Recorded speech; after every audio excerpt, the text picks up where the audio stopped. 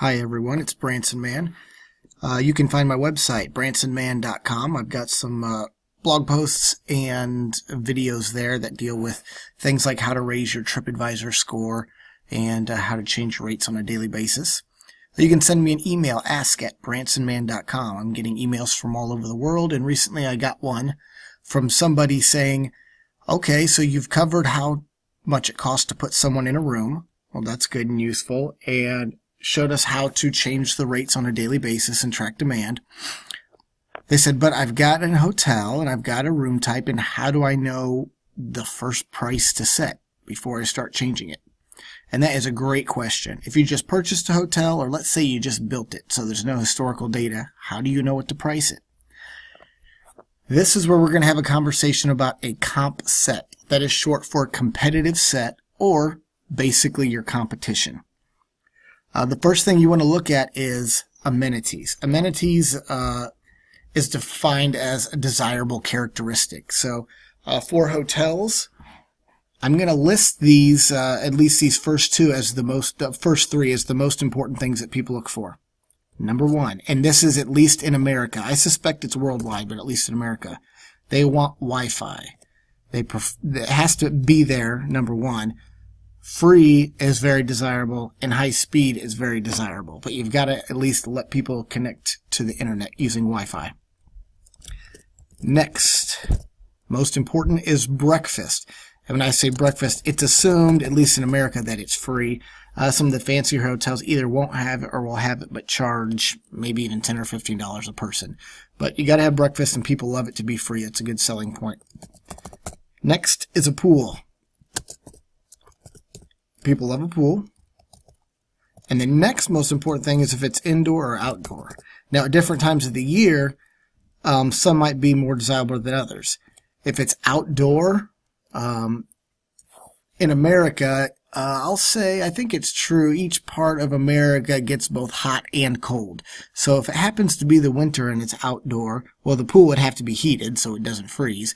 But if it were heated and outdoor and it's cold, that's not going to be very desirable. A lot of times the outdoor pools are just closed, except for probably 3 or 4 months during the summer. So you don't get a lot of use out of it. It's just during that time of the year. Whereas an indoor pool is open year-round. People also might prefer an outdoor pool during the summer when it's warm because they can get a suntan, and so people like laying out in the sun. There are lots of other amenities that a hotel could have, from a hot tub, maybe a sauna. That's kind of a nice deal. Maybe you've got a spa, a restaurant.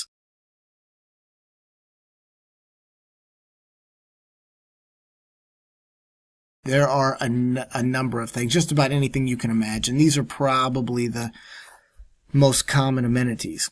So when you're looking at who your competition is, that's what you're trying to decide. You look at hotels that have similar amenities. So probably Wi-Fi, probably breakfast, and the other big one I'm going to put in here is indoor or outdoor corridors. What that means is if it's an outdoor corridor, that means you can pull your car up right in front of your door, and you open the door to your room, and it opens to the outside. If it has an indoor corridor, that means it has a hallway, and usually those are the nicer hotels. So you go in to the building, and then you maybe ride an elevator that takes you to a hallway, and you're on the inside of the building when you put your key in the door and open it up. So indoor or outdoor corridor is a big one. And then Wi-Fi and breakfast, it's usually assumed that both of those are there, at least here in America. And then if it has a pool and if it's indoor or outdoor. The vast majority of hotels have a pool, and then if it's an indoor, it's usually an even nicer hotel. So you look for hotels that have similar amenities. Also, location is going to be important. So we're going to assume it's in your same town or city. But there could be situations where that's not true, maybe like airport hotels. But let's assume it's in the same city, because often that's what it will be. and then what part of the city. It depends on what's important in your city and why people come to that destination.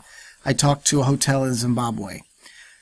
They were busy Monday through or Sunday through Thursday and slow on Friday and Saturday, which is the opposite of what it typically is here, at least in America. And I asked them why, and they said that they were near government offices. So government officials would fly in from other countries or other part of the countries, and then they would come and stay at the hotels.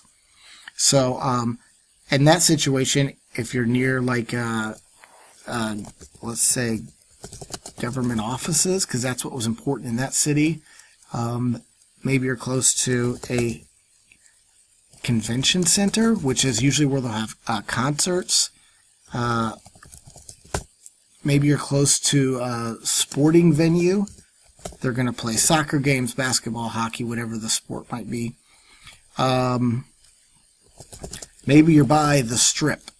Las Vegas has a Strip, and so that would be a good location if you're right on the Strip.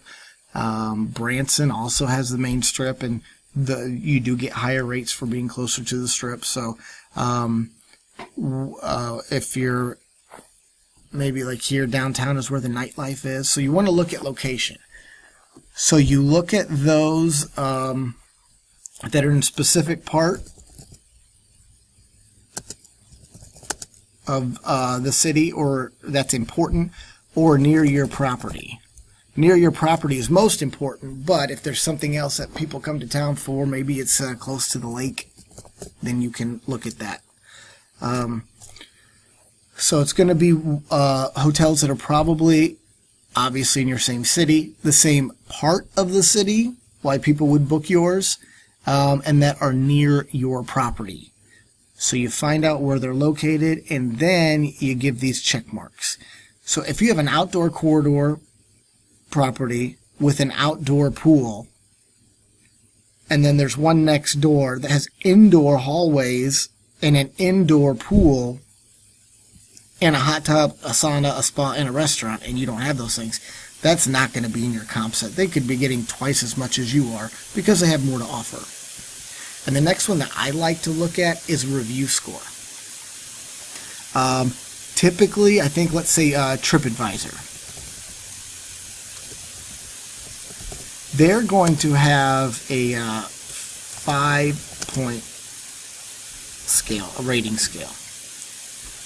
And so for the hotels that I work with, I have learned if you just do what is basic, even if it's not a fancy hotel, you're going to get a 4. People, even if they're not expecting a lot, if you just meet those expectations, they're going to give you a score of 4.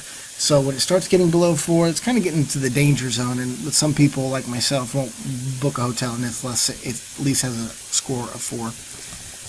And I believe it's Booking.com and some other places. They're going to use a 10-point scale. And in that situation, I want it to be 8+. Because like I said, all you have to do is have a room that's clean and have no problems. And you're going to get at least 8 points. One of the hotels I work with, it has a score of 4 or above, maybe 4.1, 4.2, which is really good. Anything above a 4, I'm excited about.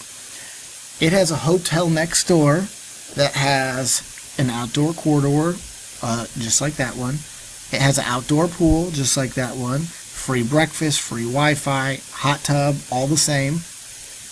But I do not include it in that comp set because they get really bad ratings and scores. So the kind of customer that is going to be willing to stay there and take those big risks, even reading the negative comments and knowing it's not going to be a great experience just because they want to save a buck, those aren't the same people. That's not going to be my competition. I can price my rooms probably 20% higher than them and often even get better occupancy because people want at least a decent score. So for this person who sent me this email, how do I decide how much to charge on this room? You find those in your comp set. If you look at Expedia, they have some tools that you can use, and maybe we'll cover those in the future. They force you to pick 5 hotels, 5 properties to be in your comp set. So you go and you look and you put those in there, and then they will tell you where your rates stack. So let's say that you just do some searching and you find 3 hotels that are close to you. They've got similar review scores. They have similar amenities. It won't be an exact match, but it should be close. Similar part of town. You're going to look at those. And if their entry-level room, the most inexpensive room, starts at $70, then you can put yours at $70. Maybe you have a range of $65 to $75. That gives you a good idea of starting point. And typically hotels will have the room that they have the most of. Let's say it's 2 queen beds, and let's say those make up half of the hotel, and it's the most inexpensive. And then from there might be a room with a king bed and an in-room jacuzzi or hot tub. Well, that's going to be more expensive, and so you might charge $20 or $30 more than your most inexpensive room. So once you establish your entry level or your cheapest room, then you can just build on there depending on the different amenities of the room types. That will at least get you started, and then based on demand and occupancy, you'll be able to raise and lower rates, and the more time that you have, the more accurately you'll be able to make adjustments. If you have a question for me, reach out to me, ask@bransonman.com, and visit my website, bransonman.com. And please subscribe, and as I release these new videos, you can check them out and see if they'll be a benefit to you. Thanks for your time.